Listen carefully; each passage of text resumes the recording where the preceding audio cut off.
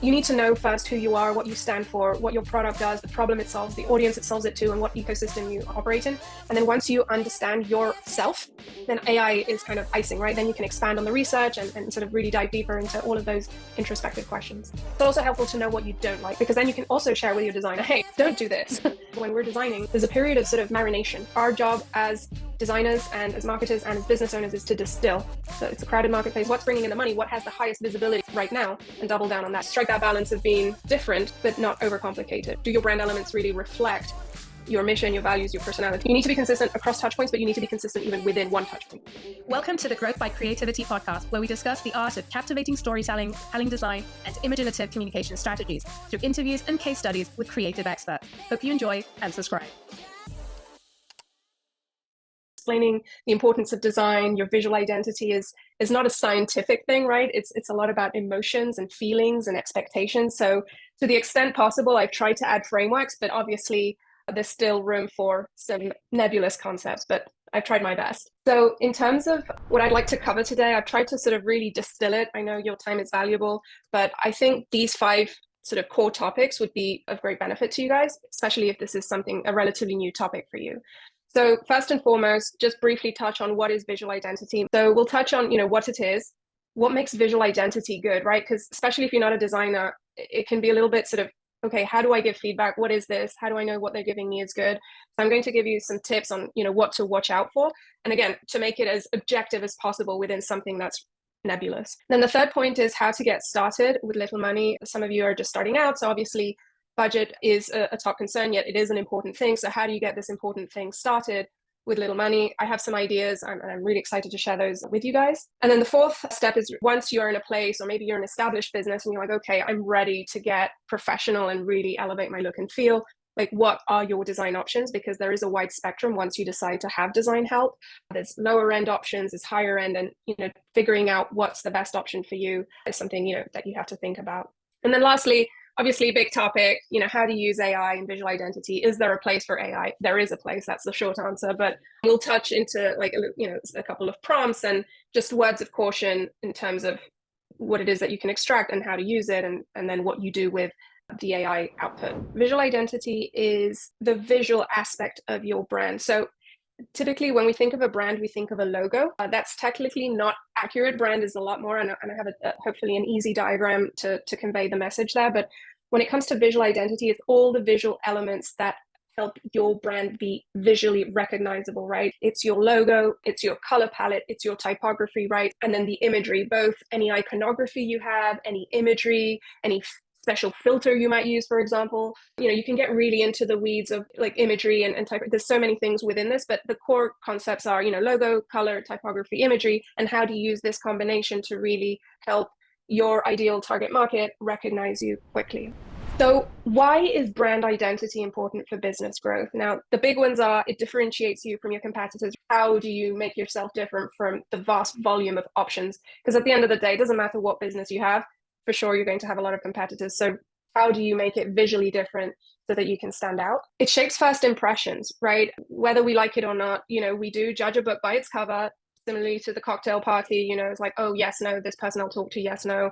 How someone dresses, how someone is, visually perceived, it affects us. Whether we think it's right or wrong, that's a separate story, but we're human. And so those impressions are formed when people see your brand, your visual identity. And so that's also then sending signals of building trust. I see this signal, I can trust this person, I can dive deeper and learn more about this company, right? So this is really critical. And at the end of the day, you only get one chance to make a first impression. So no pressure, but there is a lot of pressure with this one. Conveys company values and personality. If you have very bright colors, if you have a very round font, right, you're conveying more of a playful tone, right? And this is something that, a designer could obviously help you with, but there are things that colors, type, shapes, they can convey a certain message and send a certain signal. So if you want to come across as sophisticated and luxury, you will want to, potentially use more blacks and whites and something that looks more elevated. So, really paying attention to all of those details. Then it builds an emotional connection with your audience. I will say the caveat here is it does, but it also comes woven into the broader concept of brand. So, when you see a logo of a brand that you like, it's building a connection, not just because you're seeing the logo, it's because of all the other stuff that all the other meanings that similarly to McDonald's, right? You see that logo, but there's so many other experiences that are forming your perception. But the logo, the color, the typography is that first initial connection, so to speak. And again, it reinforces company recognition consistently. It's similar to it's making you different, but the key here, you have to be repetitive. It has to be the same in every single touch point. And at the end of the day, this is honestly the hardest part, because once there's a lot of things you need to upkeep, right? And this is based on our experience with a lot of our clients, this is honestly the biggest hurdle, right? It's keeping that consistent over different platforms. And then as your brand evolves, you have to keep that consistent across platforms all the time. So it's an ongoing effort. It's an ongoing investment. And then it enables scalability and serves as a guideline. Like, I think the cool thing is once you do have a set visual identity, it's kind of setting those rules and it's getting rid of any sort of arbitrary opinion. So for example, you have you bring in a designer, you say, hey, follow these guidelines. This is my color. This is my typography. This is my logo. Run with that. It's giving a lot more nuanced instructions to someone that you just brought in, and the chances of success are higher. Obviously, there are other things that you need to factor in, like the brief as you do ongoing projects. We'll talk about that later. But you're not just giving a new designers, if you're working with a designer, just carte blanche. Oh, use whatever logo, use whatever colors, because then you're not getting that consistency that you need. And at the end of the day, quality is consistency when it comes to branding. So in terms of the elements, the bits in what is visual identity: logo, colors, typography, imagery, which I mentioned before. Layout is something that a lot of people don't think about, but companies like Uber have a very set grid system. So you lay out the format of your page in a very specific grid, and it's the invisible stuff, the invisible formatting, that is also part of the repetition and the look and feel of your brand. And then other graphical elements like iconography, any, for those of you that have any software products, but like your icons, your arrows, you can get really detailed into every single element that is visual and, brandify it, so to speak. So just to put a visual to what we're talking about, this is basically a visual representation of what visual identity is.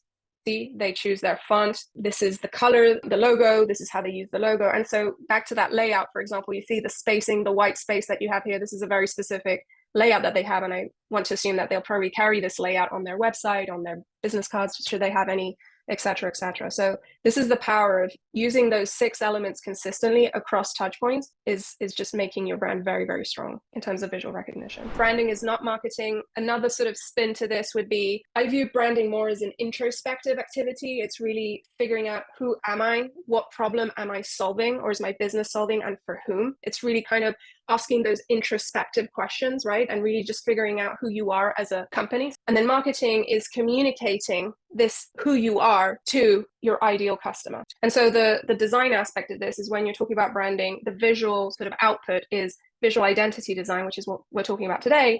And then the visual output for marketing would be marketing design. So once you have that logo, once you have those colors set up, you are going to have that ongoing communication, right?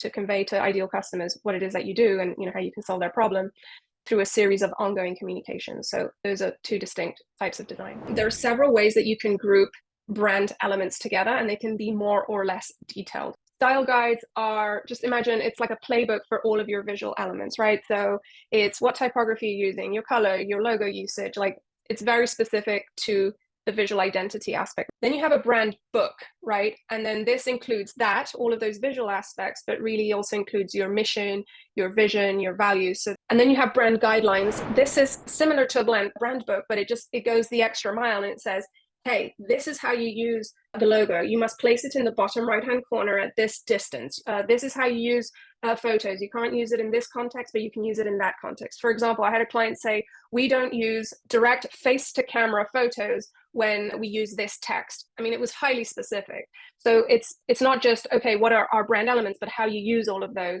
in different contexts. So this is really colors, icons, typography, and pretty much it. So where do you use visual identity, right? I mean, I know it might seem obvious, but I think there's actually a lot more places where you can use your logo, your colors, your typography than you might think. So typical scenarios would be your stationery, your signage, for those of you that have physical locations, marketing collateral, like I mentioned before, that ongoing stuff that you might do to communicate what your company does. You can use it on swag, on t-shirts, on videos, on vehicles, at trade shows, if you go to any of those, packaging, physical spaces, applications, and software. So it's really everywhere, right? Once you have that dialed in, then it's a one-to-many approach. You can really leverage it in all your touch points. So this is an example of what we did for one of our clients. We actually specialize in doing marketing design for software companies, B2B enterprise software companies. And this is an example of, and so our job is to leverage those brand guidelines and apply it across touch points. In this case, it was a trade show, like you see on the right, for socials on the top left, and then for a long industry report on the bottom left. Brand is a really nebulous concept, right? So it's like, okay, isn't my brand my logo? And technically the answer is no. I mean, technically no, it's no, right? Brand is comprised of a lot of different things. So I'd say brand is the big sort of ethos, right? It's the comprehensive essence, the promise of your company. So it includes the visual identity, which is what we were talking about now, but it includes also your reputation, your customer relationship. Like when you're not in the room, what are people saying? It's that kind of grand ethos of what you are, right? Brand identity goes a step deeper or more specific, and it's the comprehensive image or perception of your brand. So I would say it's like visual identity plus your mission, your vision, and your story. It's not sort of the big picture ethos, oh my God, how do people think about my brand, and like the feeling and the experience that you're giving out, but it's more specific. It's the visuals plus your tone of voice, your values, your messaging. It's a little bit more dialed in. And then we have the third circle, which is purely the visuals. No messaging, no feelings. It's literally your logo, your color, your typography, what we just saw. So in terms of the design process, this is very high level, and it depends on who you work with. They might have different steps and they might be sort of in different places, but just to give you a high level overview. So the first step for us is the initial research, also known as the brief, but it's not exactly the same. Like the brief is first. So the client will come to us, they'll say, hey, I need this, right? And then based on that brief, we will do initial research. And so the typical questions, if the client, because clients don't typically give good briefs, we try to help them brief us properly. So things that are typically missing are, what are your business goals? Who's your target audience? And please don't say age and demographic, that's irrelevant. Like, what are their pain points? How long have they been with this? It's more about the problem than the demographics of the person, at least for the type of work that we do, right? If you're into, maybe there are other products and services that it's more relevant, but it's really about what problem do they have? How long have they been with that problem? What are you as a business trying to achieve? Are you trying to increase profitability? Are you trying to increase revenue? Like, you need to share a little bit with the designer. And I'm getting ahead of myself. We're going to talk about how to collaborate with designers in a minute, but you might feel like you're oversharing, but I promise you, if the designer is asking you, there is a reason for that, right? Because they want to tailor the design to make sure that they get your desired goals. So the brief comes in. If the brief is incomplete, we'll ask questions, and then we'll do initial research. Also competitor research. It's always good for you to know your top three and how are they objectively different and better. And then then from there, you can decipher how you're bringing something unique compared to them. And then we do what we call a keyword and mood board phase, which is, based on all of the data that we gather, our research, we then start to extract keywords that we think embody your company. So for example, I might extract that you say you are friendly, you are playful, et cetera, et cetera. So our team will make a note of all of those words, and then we'll do what we call a spider web of all of those words. And so, okay, what does playful mean? Playful means movement. Okay, movement means, fast. Like, we'll start extracting words from words, and then the end game is really, we like to extract a design element from those words. So if you say that you're friendly, I think, okay, a design element would be curvy.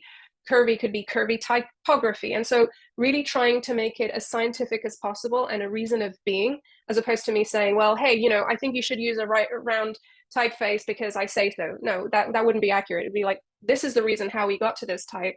And I think it's best suited for your company given the keywords and the discussions that we've had. So anyway, once we have all of those keywords and this massive spider web, based on those keywords, we will conduct what we call a mood board. And so a mood board is visual research. We will look at even unrelated companies. It doesn't have to be even in your industry. It doesn't have to be your product. Maybe one of the keywords was onion. I mean, I'm making this completely up, right? We will do research on onions and like illustration of onions and really just think laterally to really bring designs that are relevant to your brand, but that are distinctly unique, because we're really going deep into this keyword analysis. And it's things that you wouldn't have thought about had you not done the keyword process. So anyway, the mood board, the end deliverable, it looks like, imagine a large Pinterest, lots of images side by side, and then you kind of get a visual sort of, okay, this is the look and feel that I'm going for. That's what we typically say, right? The look and feel. So from that, then we'll go to initial first drafts.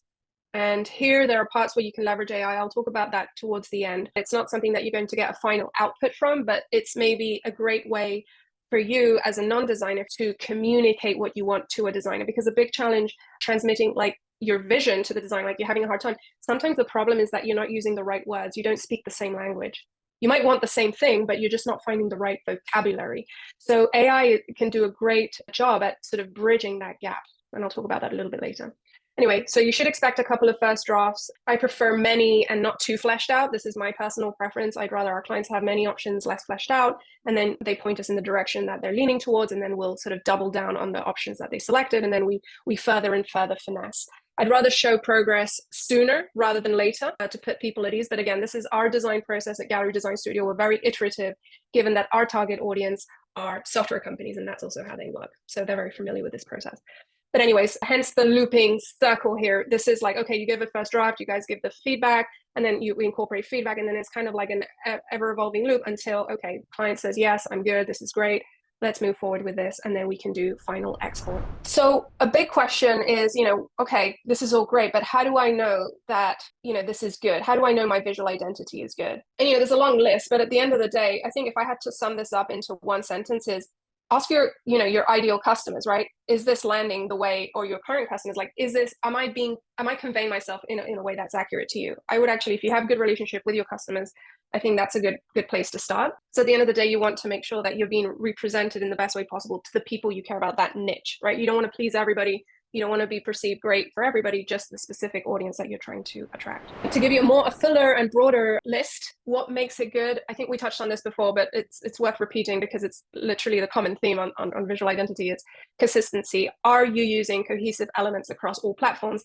And even, this is getting a little bit more nuanced, even within a design. So for example, within, let's say, a website design, or within a one page or an ebook or a trade show, are the elements used consistent? So if you're using a line, for example, to separate your text, like the example I showed you guys previous with the juice, right? Are we using the same line width within the same document or website? Like, so even you need to be consistent across touch points, but you need to be consistent even within one touch point, if that makes sense. Are you distinctive? Does it stand out? Again, based on what your competitors are doing and sort of what's in your ecosystem, are you different? So that's something that you need to look out for. Are you relevant? Do your brand elements really reflect your mission, your values, your personality? Again, if you're friendly and, you're using very dark, sad colors, you're probably not being very relevant, right? So you need to keep an eye on that. This is why it's also important when you're working with designers, ask their rationale, because then oh, okay, this is relevant. They did this because of this. Okay, so then I think this is a relevant design. Is it flexible? Can it adapt to different mediums? One thing that I've seen a lot is designers overcomplicating design. They're trying to do something really crazy, really distinct, really wow, but sometimes it just can get too much and it's not scalable and it can't adapt to different screens, to different mediums. So you need to strike that balance of being different, but not overcomplicated, right? So, less is more, and it's really the more distilled you are, I think the harder it is, but it's definitely worth the process. This kind of ties to simple, it's clean, uncluttered, and it's easily recognizable. If you think about all of the big brands, I mean, you see how decluttered they are. Uber, McDonald's, Gucci, all of these brands that we've seen, they're very clean. And that really helps them, right? They're timeless. You can use these elements for a long period of time. Now, something I get asked a lot is, should we use trends, this and that? Yes, if it's relevant to your brand and if it fits those keywords and if it meets your brand vision. So for example, maybe a trend is to have a gradient, and maybe a gradient does fit the keywords that depict your company. So in that case, I would say yes, but I wouldn't use trends just for the sake of being trendy, if that makes sense. Is it appropriate? Are you resonating with your target market? And honestly, the only way you can find out is by asking them. That's the honest truth. So if you have to remember something, I'd remember that point. And then, does it follow key design principles? So this is where I'm going to get a little bit more in the weeds, but hopefully it can help you guys know what to look for when you do receive a design from a designer, should you be using one. So I've actually added a few more. This I did a while back, but overall, the key things you need to be looking out for is, and this is less for logo, this is once you start implementing, you have those 6 brand identity, the visual identity items, right? Like the colors, the typography. Once you start using that in your ongoing marketing, I think this is where it's a little bit more relevant, but still, good to know. Is it aligned? Does it feel like everything's a nice and tidy, right? You won't see this, but typically designers use what we call a grid. So does it, and the way you can tell that they're using a grid is if it looks nice and tidy, if all the letters are nicely aligned. Now, there are instances where the design calls for misalignment, but it has to be a deliberate choice. It can't just be the designers being sloppy, so to speak, right? So look to make sure that things are nice and tidy. When you receive something, ask yourself, what is the focal point? What is the first thing that I notice when I look at this ebook, website, whatever piece of content you have, right? That there's one focal point and then everything sort of decreases from there. So a good example would be, for those of you that like interior design, for example, when you walk into a living room, the fireplace would be the focal point, and then sort of everything kind of follows from that, if that makes sense. And then typography, is the typography being used consistently? Is it the same?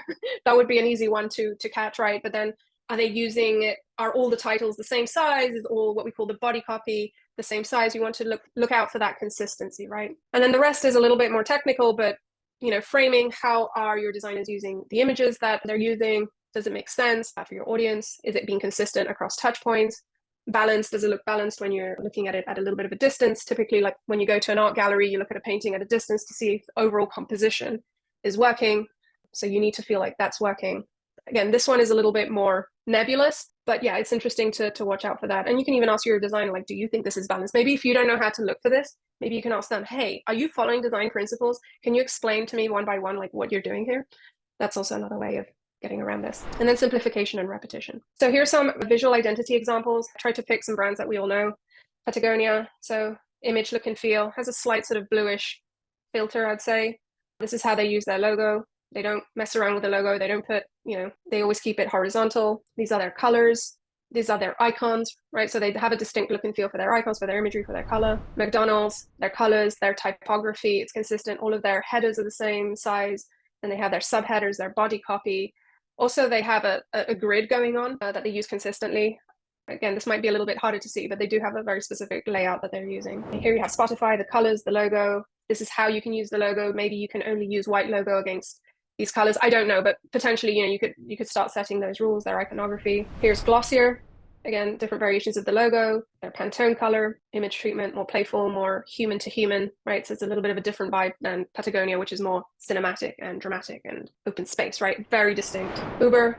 So here I wanted to bring out, like you wouldn't see this in a design, but how they're leveraging the grid to have a very distinct layout. And this grid is followed on their billboards, on their posters, and really using that Uber logo very consistently, very simplistically. And the images they use are very specific. They have a very specific look and feel. When we do a design project, we typically have 5 design phases. 3 of them are actually we're not doing any design, like we're not giving a deliverable at all. These first 1, 2, and 3 are actually strategy. So it's going back to that, how do we make sure the client is giving us the right information and the brief is accurate, right? So we like to focus on foundation, and I'll expand on this a little bit later because I think this is actually, it could serve you really well as business owners. Just really, what are the questions you should be asking yourself? Like those introspective questions of who am I?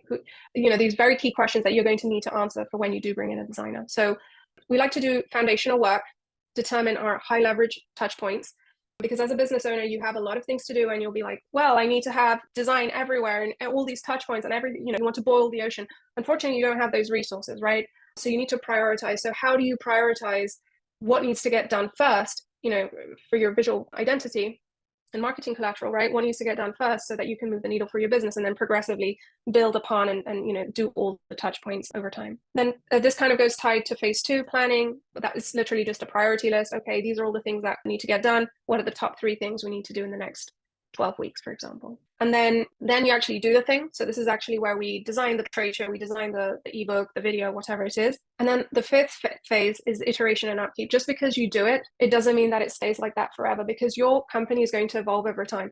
Your niche might evolve over time. Like our niche has certainly evolved since I started the business. So I can relate to this very, very well. You need to know that, yes, you need consistency. You need to have a set of guidelines that represent who you are visually, but know that this is an ongoing process and it is going to change over time. For that foundational piece for this one, I would say this is probably the most important questions that I like to ask myself as a business owner, but also that I like to ask my clients. And believe it or not, even if they're multi-million-dollar companies, not a lot of people give me straight answers for these questions. And I think this is really where we make or break the designs that we do. So the 5 key questions that I like to ask, and you, even if you're not working with a designer, you can, like I said, this is an introspective activity. You can do this with yourself, with your team. Who are we as a brand? What is our mission? What is our vision? How do we want to come across? How do we want people to talk about us when we're not in the room, right? There's very high level, our ethos type questions, right? Then from there, what is the thing that we're selling? What is our core product or service? What are those, right? And then briefly describe that, because that's also important. Then the third component is the offer. And this doesn't go sequentially. You might have to sort of do a little bit of brand, a little bit of market, and then like work in tandem because they're all kind of intertwined. The offer really is, how am I packaging the product or service that I have? So for example, for those of you that have a service, let's say you have accounting services, right?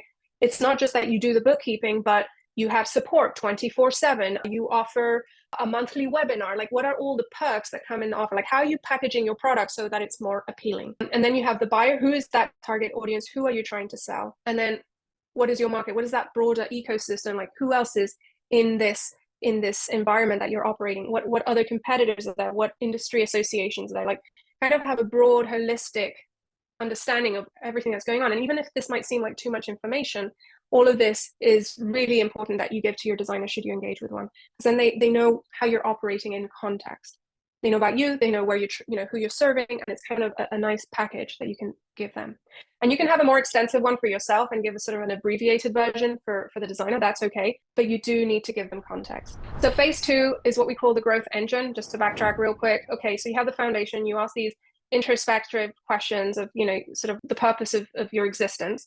And then you need to determine, okay, what is the next immediate thing that you need to do, right? So that's what we call a growth engine. And so let's say if now the main source of revenue for you guys is you're getting clients through your website, then my immediate thought, if, we worked for you, would be, we need to double down on the website. Like, let's double down on what's working. So let's really double down our visual identity on the website. And then we kind of tackle other parts of the growth engine. So, and if it's Facebook ads, then, double down your visual identity with Facebook ads. Now, obviously, if it's a funnel, you are going to have to think about, okay, it's website, but then if this leads to another page, that also needs to be consistent. So it's not just this one thing. You need to sort of think about it as a sequence, but really try to prioritize what's bringing in the money, what has the highest visibility right now, and double down on that. And then you can tackle sort of the secondary and tertiary activities. Phase 3, we call it a content plan because we do a lot of content for our clients, but for you guys, it's just literally putting this in a list.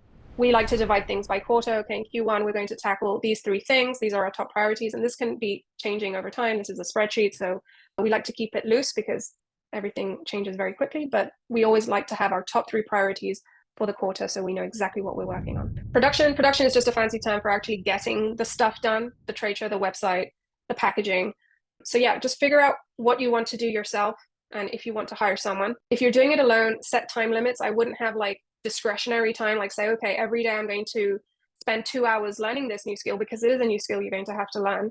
But set yourself some time limits, because as a business owner, you do have other activities, and you need to be in a few different places. So I strongly recommend that you cap it on a daily, but be consistent. For sure, I think doing it a little bit every day can get you very, very far. If you do choose to work with a designer or a design company, share your strategy notes. I've shared some of them. We have a lot of other frameworks, but these are, I think, some of the big ones that could serve you guys well. And then, share this with them, and then you can start collaborating. If you're in a super tight budget, start really small. This is kind of where that growth engine comes in. It's really forcing you to focus on just one thing at a time that's going to move the needle for you guys. Use DIY tools. Designers, FYI, we hate it because it has very limited customizing capabilities. But I think if you're starting out, Canva is an amazing tool, and it's very well priced. So I think for sure, if you're not sure where you're heading and you're not 100% sure you can afford a designer, start with Canva. This will get you your foot in the door with, visual identity.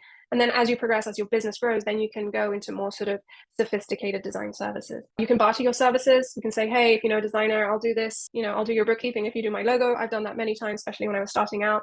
It works really well. And then lastly, you can also check out design schools. Maybe you can have an intern, or you can find something maybe because they can work on their portfolio, and then you can get a reduced rate. So there's definitely options there for you. And then phase 5, iteration and upkeep. This is the big one. This is where, honestly, as you grow, you are probably going to have to hire a designer / company / department if you're really big, because this is where the real sort of engine starts to come in, right? So it's a living, breathing entity. It's continuously evolving because your company, product, and market is changing. And so you need to consistently keep your touch points up to date. And this is where, as you grow, you're going to have to dedicate a reasonable budget to do so. So collaborating with designers. Designers are visual problem solvers. It's not just about, oh, I'm going to give them something, they make it pretty. It's really a lot more than that. And there's a lot of strategy, especially if you're working with a great designer who's really thinking things through and really thinking about your company and why, and really asking very good questions. They're strategists as well. So, you have to treat them with respect. I think I see a lot of folks not really respecting designers because there's a lot of options in the marketplace, but just because there's a lot of options, it doesn't mean that everybody is good.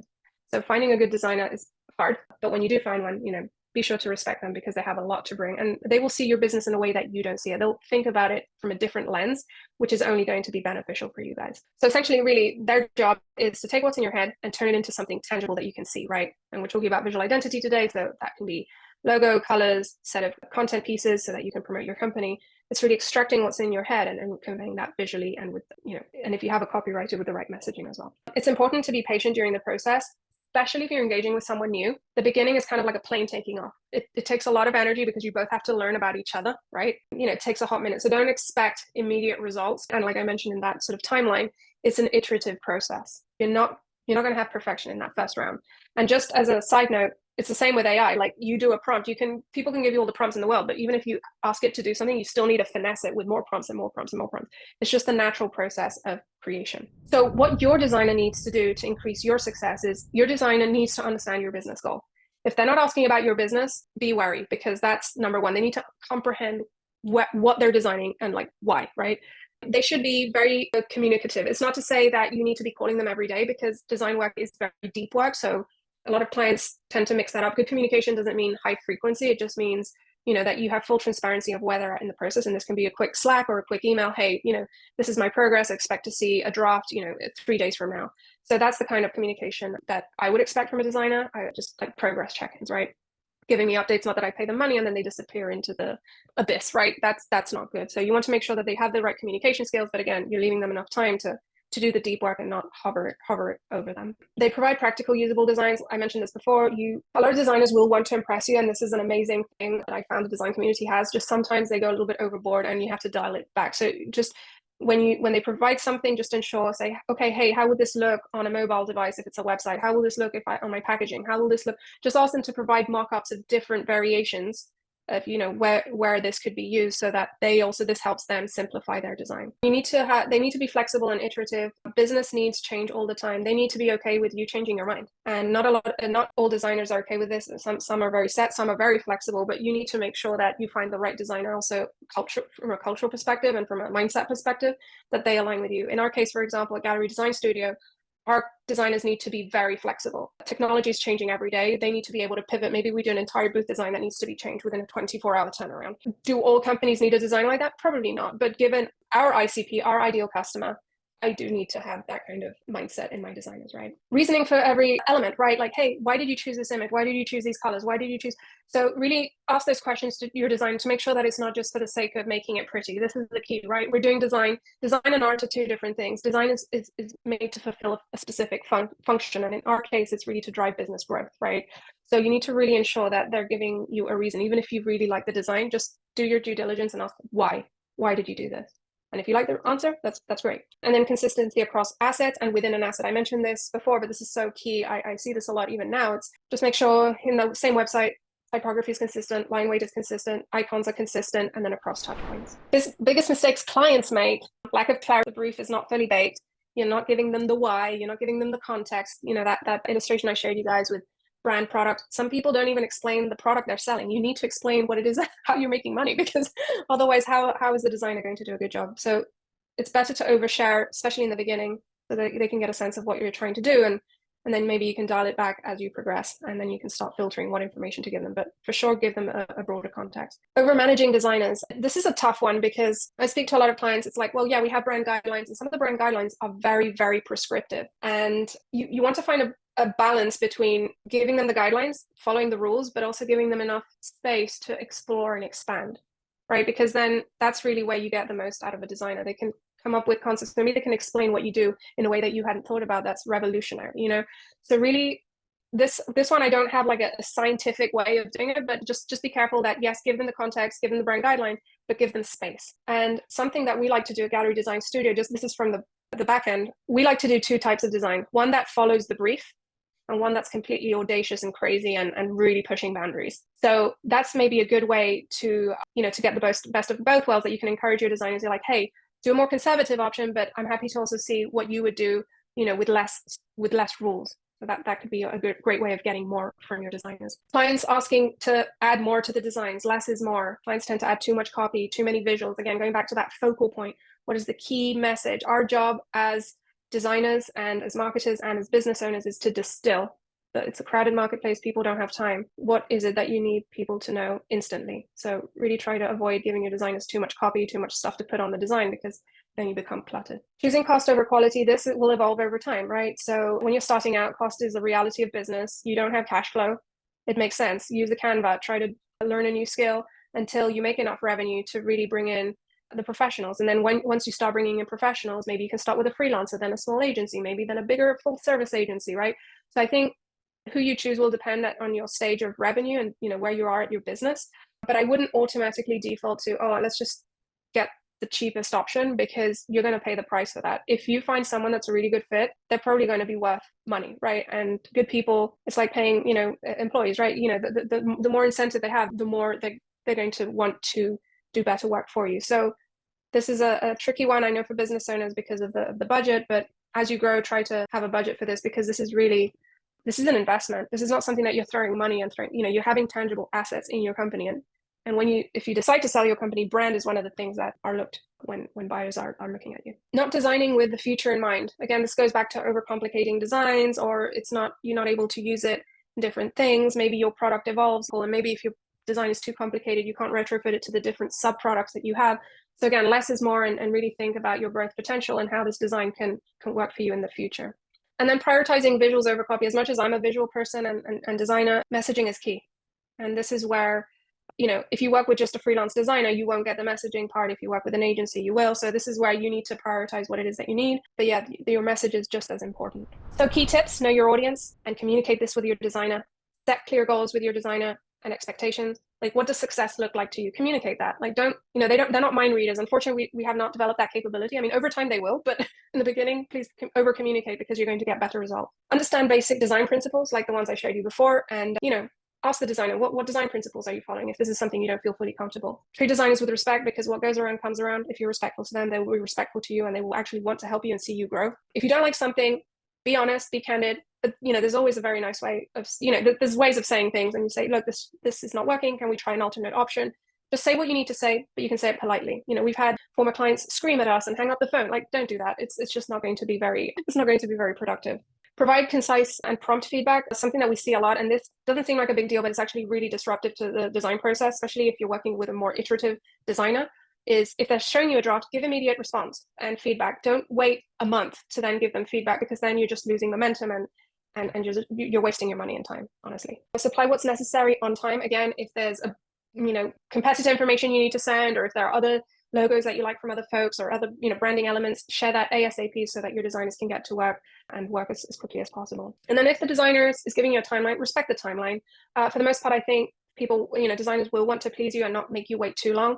But for example, we have a lot of video projects, and video projects take at least 4 weeks. Don't press and say, oh, I want this in a week, because it just doesn't take a week. The actual production of the thing doesn't take.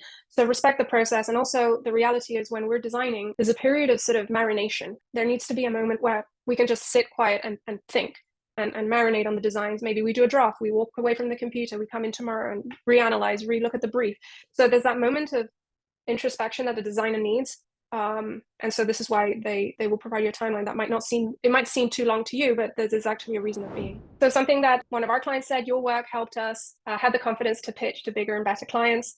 True story. We're super proud of ServiceMind. They were a small software company. Now they're really doing amazing. They have really big clients, and they've attributed a lot of their growth to the design, just really looking sharp, looking professional. And we've evolved over the years, their look and feel. So it definitely plays a critical role in growth. In terms of investment and your options, like I mentioned, depending on your budget, where you're at, you can go from freelancer to full service agency.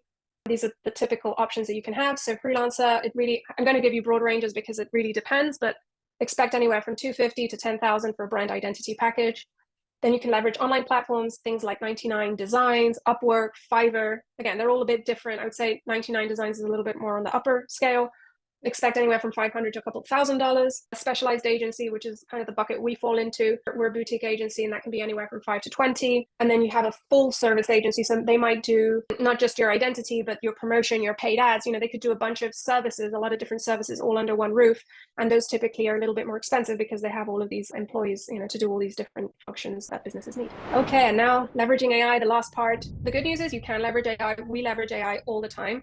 It is not something we leverage for output. It's not like we put in, in ChatGPT or DALL-E, like, hey, give me a logo and we'll use that. That is absolutely not how we use it as designers. Where I think it's really cool, and then what I think is really cool about AI is that it enables you to be a lot more strategic and thoughtful about your brand identity and just overall design of your company. Especially because it can help with that initial phase. If we go back to that timeline, that process, right? It can help with initial research. You can ask ChatGPT, hey, give me my top 3 competitors. Maybe you don't even know how to find that, right? You can speed that up, especially as a founder. This is this is godsend, right? Because it can save you a lot of time from Googling. So, what are my top 3 competitors? What are their top differentiators? What does their branding have in common? Like, you can ask so many things just in this initial phase. Then for that second really critical phase, the keyword and mood boarding phase, you can ask ChatGPT to give you keywords. So let's say I say, well, I want to be friendly and happy and funny. Can you expand on those keywords and give me more keywords and design associations of those keywords, right? So that's the yellow part, that's initial research. And then we have what we call production. This is not something our clients see. This is just, software like After Effects, like any Adobe software. Now they're starting to integrate a lot of things that is making our job easier. So for example, we do a lot of video work that needs voice cleanup. We can leverage AI to do that. So that's saving it saves us time, which enables us to deliver it to our clients much faster. So even though it's not a software that you will be using directly, you will feel the benefits of that because your designers and your production team can move more efficiently in the stuff that's not really creative and strategic. Like cleaning up audio is not it's not fun. I mean, it's very mechanical, right? So there's sort of 2 aspects. There's research and then there's production side. And then if you use something like Canva, I believe they have a lot of AI things that you can leverage within the subscription. So for sure, you're going to see it all around, but, be careful, right? Because you have an output, it's not something you can use. It's not your copyright. So it's really more for inspiration and understanding, getting more information. Also, something that we actually recently did a podcast with a VFX agency. So they do special effects for movies. It's a very cool agency. And he was saying that when a big challenge was clients communicating what they want, right, to them. So he has their clients go into ChatGPT and describe what their vision, and then that exports a series of images, which would be what we call our mood board, right? And his client was able to show them that. And that was kind of the translator, and that really moved the needle for both of them, both the client and the VFX agency. Anyway, so for initial research, I mean, I've tried to be prescriptive and give you guys prompts. The reality is, as the system gives you stuff, you're going to have to ask it more stuff. But here's an example. I put a screenshot of all of these logos. I uploaded the actual image into ChatGPT. 4, I personally use the 4 because if you use the 3, I don't think it has DALL-E. I don't know if that's changed, but at least that's what I found. And then I added the prompt, what are the common design elements of all of these logos? And so, here it gives me sort of a high level. Okay, it's simplified, it's flat. Flat means it doesn't have like shadows. It's very flat. It doesn't have dimension, right? The typography is of this look and feel. It's very minimal. It's monochromatic. For initial research, for example, for that spider web word map that we love doing here at GDS, I said my keywords were friendly, accurate, diligent. And then it kind of further expanded more keywords from friendly. So it's approachable, customer centric, warm. And then you can further expand this more and more. It just depends how detailed you want to go. So that's another way. Yes, this is keyword analysis continued. So for example, another thing that I personally like to do is, because the ChatGPT gives you a lot of information, maybe it gives me a lot. So I'll say, hey, can you present this in a table format? And then I can see it side by side. So for example, for friendly, it gave me the design element and it gave me the design principle, right? So you can also ask ChatGPT about design principles if you're not so familiar with that, like we talked about initially. So here's an example of, I tried to do a logo for our company on ChatGPT 4. I said, create a logo for Gallery Design Studio that comes across as XYZ, friendly, accurate, high tech. I put all of my keywords in there. And I mean, it didn't really give me something I like, but I think it's good. It's also helpful to know what you don't like, because then you can also share with your designer, hey, don't do this. And why don't you like it? Really think, why don't you like it? Personally, I don't like it because it's too busy. It's too friendly. I don't see the connection of having a son. It's not related to how I want people to perceive our brand, et cetera, et cetera. So even if you don't get what you want, you can still leverage that to make progress. So I make a note here, limitations of AI won't do exactly what is in your head. And so this is where the role of the designer comes in, right? This is our job. It's really extracting what's in your brain. Hopefully with the help of ChatGPT, I do think you need to leverage that. It's really helpful, but really have, once you're ready, have that designer help you extract it and really make it tangible, what it is that you want to convey. This I found on LinkedIn the other day. I thought was really interesting. This is more applied to data, but I think it's also applicable to what we're talking about today. You need to know first who you are, what you stand for, what your product does, the problem it solves, the audience it solves it to, and what ecosystem you operate in. And then once you understand yourself, then AI is kind of icing, right? Then you can expand on the research and sort of really dive deeper into all of those introspective questions.